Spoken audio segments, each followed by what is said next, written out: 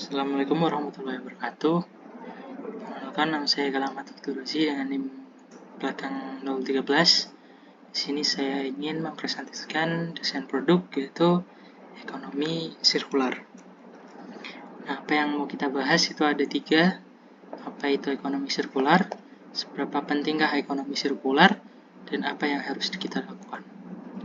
Yang pertama, ekonomi sirkular itu didefinisikan sebagai sebuah model ekonomi yang bertujuan untuk menghasilkan pertumbuhan ekonomi dengan mempertahankan nilai produk, bahan, dan sumber daya alam selama mungkin, sehingga meminimalkan kerusakan sosial dan lingkungan yang disebabkan oleh pendekatan ekonomi linier. Tadi sudah disinggung apa itu ada ekonomi linier dan ekonomi sirkular. Lalu apa ya itu ekonomi linier? Ekonomi linier itu merupakan produk atau desain untuk dibuat, dipakai, dan dibuang.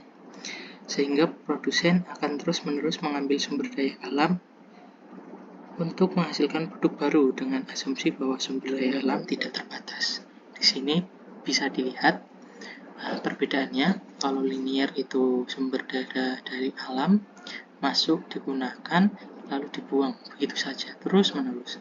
Kalau ekonomi sirkular dari sumber daya terbarukan, diproses, digunakan, diproses kembali, digunakan lagi, dan seterusnya. Jadi bahan tidak langsung terbuang begitu saja. Masih bisa dimanfaatkan. Di sini ekonomi sirkular itu bertujuan untuk meminimalisir jumlah penggunaan sumber daya alam dan jumlah produk yang akhirnya dibuang ke tempat pembuangan akhir atau TPA melalui penggunaan ulang dan efisiensi sumber daya terbarukan dan tidak terbarukan dalam sebuah siklus produk. Lanjut, seberapa pentingkah sumber daya ekonomi sirkular? Ini terpantau jika kita melihat gambar seperti ini, maka kita bisa bertanya pada diri sendiri, seberapa pentingkah ekonomi sirkular ini harus dilakukan. Nah, kalau berbicara tentang produk, banyak memang beberapa oknum yang hanya akan memikirkan bagaimana mengolah suatu bahan baku menjadi bahan untuk siap dikonsumsi tanpa memikirkan kemasan yang tidak dapat didaur ulang atau pembuatan masih tidak dapat memanfaatkan sumber daya alternatif. Ya, hasilnya akan seperti ini, teman-teman. Oke, lanjut. Terus gimana sih antisipasinya kalau untuk sebuah produk? Produk juga bisa melakukan beberapa antisipasi, termasuk di sini adalah prinsip 9R. Apa itu 9R? 9R itu merupakan pendekatan yang didasarkan pada alternatif pola ekstraksi, bahan baku, dan produksi berkelanjutan tanpa menghilangkan fokus pada fungsi, produk, dan material, termasuk pada alternatif penggunaan produk material. Nah, R9 ini, penerapan prinsip 9 ini menitik beratkan pada penggunaan produk yang lebih intensif, yang artinya lebih sedikit bahan baku dan atau produk yang dibutuhkan akan menghadirkan fungsi yang sama.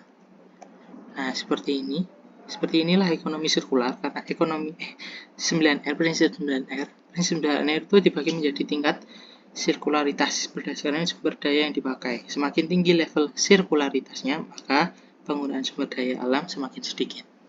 Bisa dilihat di sini ya, teman-teman. Lanjut. Contohnya di Indonesia ada beberapa banyak contoh, termasuk sayur box dan Tani Hub telah mendirikan pasar online yang memungkinkan konsumen untuk membeli produk agar langsung dari petani dan berpotensi mengurangi